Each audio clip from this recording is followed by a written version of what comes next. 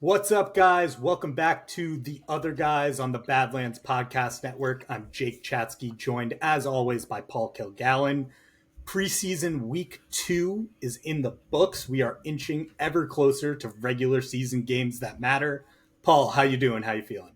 Yeah, I'm feeling good. I looked at the weather forecast. I think there's a low of in the 50s in Jersey in one of the next couple days. So feels like it's coming. We're probably going to get the fake fall real quick and then get walloped by summer again one more time before football season comes. But it's all coming down the road.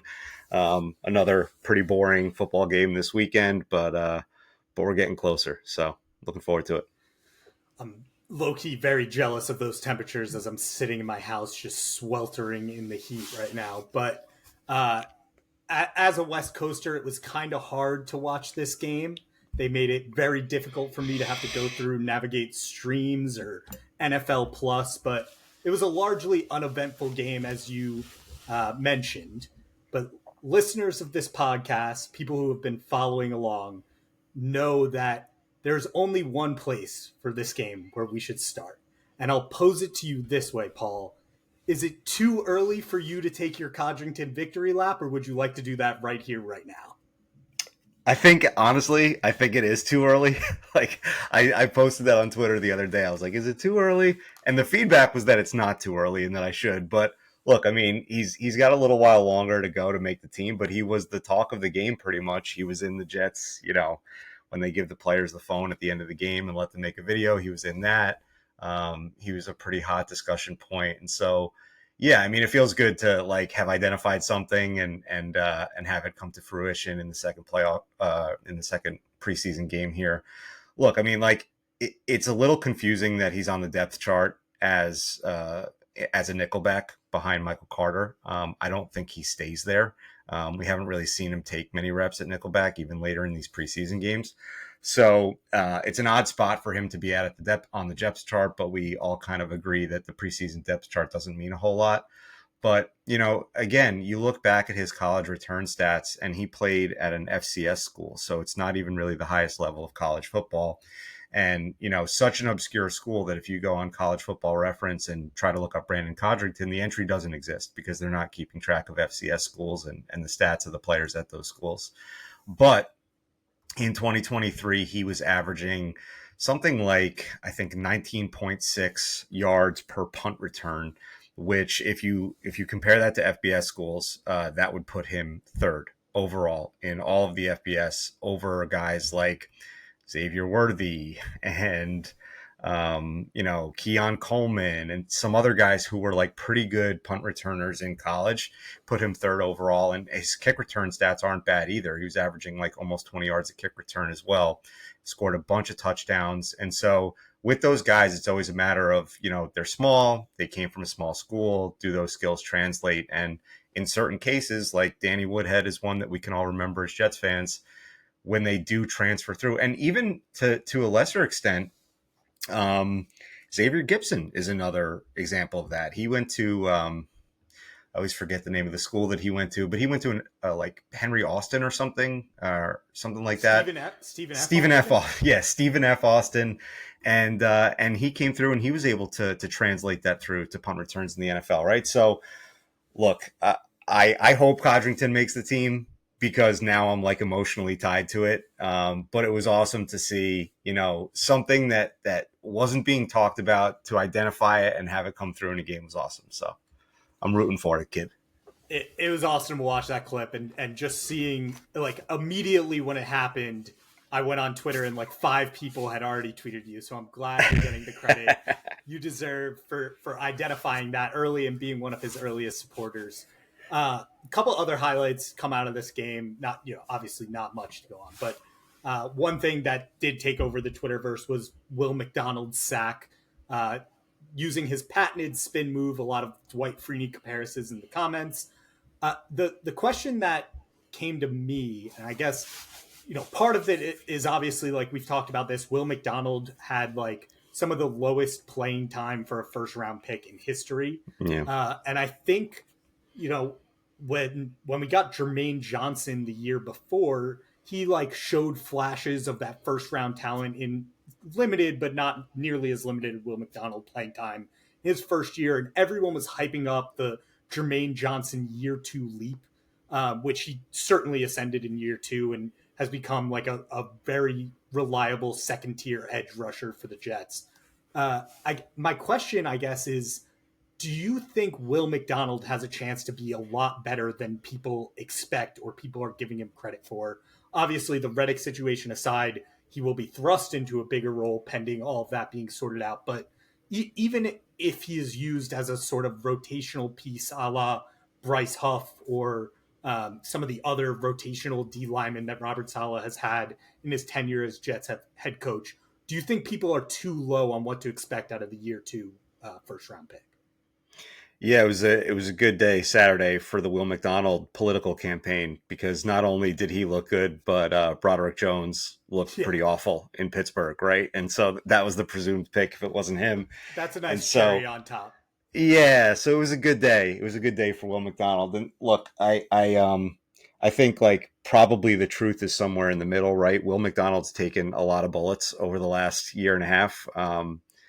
Because of where he was drafted and because of where he was projected and because of the playing time and there the weird weight thing that came out about like how Salah was expecting him to put on 20 pounds and he didn't, and so he's taken a lot of hits stock wise, and I think that has all caused a lot of people to almost start putting him in the bust category a little too early and forgetting that this is a really talented speed rusher who does have some moves and some skills. And so, like, are we going to see the Jermaine jump? I don't think so. Like, I think like the Jermaine jump was like, it was huge. Like he made such a leap in year 2, and I think a lot of that was White Cotton and Salah and just being, he's got the right motor for it. He's like the right kind of brain. And so I'm not sure I'm expecting to see that, but what I do think will play out is that like over the course of the season, the noise will start to get loud like it did with Bryce Huff. Like with Bryce Huff, it was kind of a slower climb, and I don't want to make a false equivalency here and get jumped on for it. Like I'm not saying he's as good as Bryce Huff. I'm saying the way that Bryce Huff's trajectory went, where it was like kind of quiet and occasional at first, but a flashy play here and there, to he was playing more, and then you started to expect to see some of these things to the point where people were demanding that he play more and frustrated in situations that he was playing versus when he wasn't. So like I don't think it's going to be game 1 or 2 and you're going to say, oh, Will McDonald made a year 2 leap. I think it's going to be kind of a slow burn that takes course over the course of the season. And by the end of the season, I think we're going to be at a place of like, oh, like Will McDonald's good. And like, can he mature his game to play the run in year 3? Does he deserve more playing time? So I think it'll be a little bit of a slower burn than Jermaine, but I think it's coming along. And, like I said, I expect to be kind of in a different place with the Will McDonald conversation by the time the end of the year rolls around. Yeah, I think one thing to consider as well too is like, and I'm speaking as someone who's not completely well versed in like D-line game tape and study, but it seems pretty clearly that at this stage in his development, he's more of a pure pass rusher than an all-around defensive lineman. And so that's going to limit, the type of situations he can be used for, and it just in general, in terms of like when he's getting rotated in. But hopefully, if the Jets defense is playing as well as we hope they do, there are a lot more of that pure pass rushing situation later in games where the Jets have a lead and another team is trying to come back, where we do see more Will McDonald than we would have seen in years past. And he can sort of rack up that statistical production that I think we're all hoping to see at the end of the year. Yeah, totally agree. Like he's going to make some plays this year that are going to be on Sports Center. Like he's going to be a visible person, I think, probably a few times in the NFL, and it's not going to be for eye-popping numbers or anything like that. But like you said, the specific numbers, the specific plays, like I think he's going to start to be visible this year. And like I said, that then the pendulum's going to swing too far in the other direction of like, oh, is Will McDonald a star? And again, the truth is probably going to be somewhere in the middle, that like he is going to be pretty good at this role. And, we're going to have to like figure out where it settles and where the right place is, because, with Bryce Huff, it never got to the point where they let him be an every down player. And whether or not that's going to happen in Philly, we'll see. Probably is. But like the the stock on Will McDonald is probably too low right now, and it probably at some point in the season is going to get too high. And, it's up to the coaching staff to figure out where that middle spot is. All right. The other guys stamped by that Will McDonald stock right now. Let's stick with the DL for a little sec. So we've talked a bit on the show about like some of the later additions on the defensive line, the people undrafted free agents, Leonard Taylors of the world, to the Tack McKinley garbage heap type players. Is there any scenario where you can see like have any of these guys shown enough where one or multiple of them would stick on the roster in favor of a Michael Clemens type? I know that Leonard Taylor obviously is more interior than Clemens, but do you see a scenario where some of these fringe guys could end up sticking as rotational pieces on the defensive line through 2 preseason games? I don't know if anybody's locked anything up yet. We haven't, like, there hasn't been enough of a standout to say, okay, this dude has made it impossible to cut him. And especially with where Clemens appears to be in the pecking order with the coaching staff, like, I'm starting to think that the Clemens thing, which has been talked about a lot as like a potential surprise cut, like, I feel like it might be like a fan creation, and I'm not saying that it's not based in reality, because I do think that he's not very good, right? And I'm not arguing with the people who see him on tape and say this guy sucks, he's shouldn't be on this team. But it seems like the coaching staff feels differently for whatever reason, and so I'm not sure anybody's going to be able to push him off the roster, which then makes the math really complicated, because like you said, there's these, the 3 undrafted guys, and then the 4th guy in Tack McKinley, who, like, in an ideal world, you'd kind of like to see all of them. And it's really hard to predict which of them is going to be able to push their way on until we have more of an answer on Hassan Reddick. But like, all of these guys have made plays here and there. Even Bruce Hector the other day made a play. He crushed a quarterback, got into the backfield late in the 3rd quarter. And so I don't think we've seen anything bad enough from a fringe guy or good enough from a fringe guy to say one way or the other, like, this guy has to go or this guy has to stay. I think we've seen enough encouraging things all around that it's going to come down to probably some stuff that doesn't really pop out on tape, like practice habits and personality and different things like that, and whether or not they think they can safely slip a guy to the practice squad versus, hey, we don't want to expose him, so we're going to keep him up on the active roster. Like, there's probably a deeper level of conversation that's going to determine this DL room and the DL rotation that they're going to roll into game 1 with. That is not as simple as who did we see make plays in these preseason games. So hopefully we can get a little bit more clarity against the Giants in the 3rd preseason game. Hopefully we get, I'm not saying all the starters, but hopefully we get to see like a little bit more of that top level of the roster being able to play. And I think although the Giants offensive line is definitely improved, they have not looked good. Let me keep it to the Texans game that they played this weekend. They didn't really look too good, and like, they were protecting Daniel Jones really well in that game. So that might be an opportunity for somebody to step forward. And even with the bottom of the roster guys, the Giants may have improved their starting offensive line, but I still don't think they're there from a depth perceptions or from a depth standpoint. So it might be an opportunity late in that game for some guys to show some stuff. So that's like a really long-winded way of kind of not answering your question and saying I don't think anything's set in stone yet. It'll be really interesting to see. I mean, I think I think you're right in that no one has like separated themselves from the pack, but I do think we will have multiple members of this pack making the team, and it'll be really interesting to see who ends up sticking out of this group. I was listening to a podcast with Charles McDonald for Verts on it earlier this week, and he was talking about Leonard Taylor and just like gushing and talking about all the different circumstances of someone with all that talent maybe just didn't have the right coaching in college or just wasn't in a system fit, and how a player like that could fall from being like a 1st round talent to going undrafted.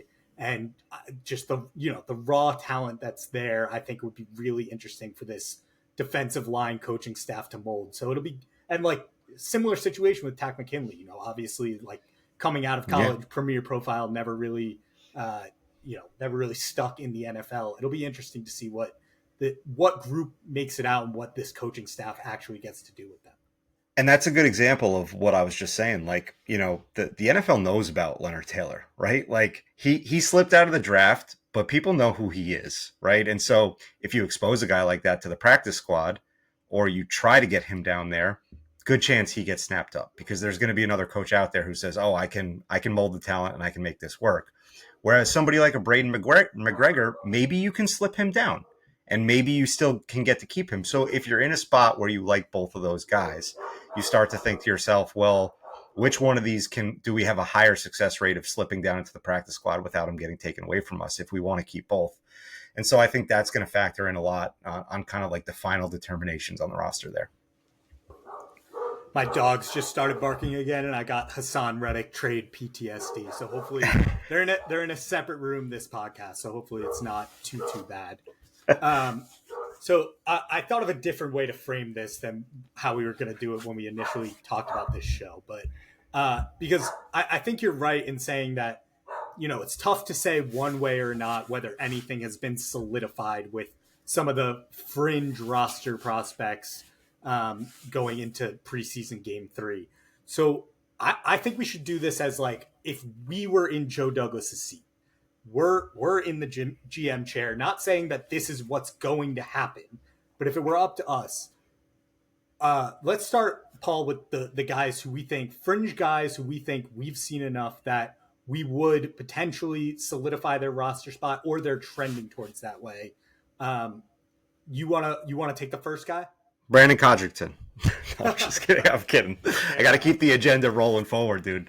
No, I think, you know, I don't know if you could even call Stiggers a fringe guy because of where he was drafted. Like I mean, in an ideal world, you want to hold on to your 5th round draft pick, right? Like, so I don't know if it's fair to call him a fringe guy, but I think that he's really shown that he's done enough where he looks like he belongs. And whether that's going to be in a slot role or an outside role, or, you know, there's kind of a few guys jockeying in that spot. Jarrett Bernard-Converse is another one where, like, I think, you know, Stiggers has already kind of put himself above the competition, along with JBC, where, like, if we're talking about backup corners, we feel like we're pretty good there.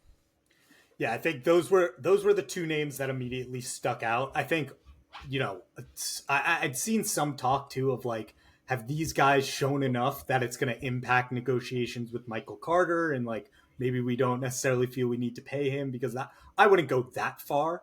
But as far as, you know, guys who we needed to figure out what exactly their role would be on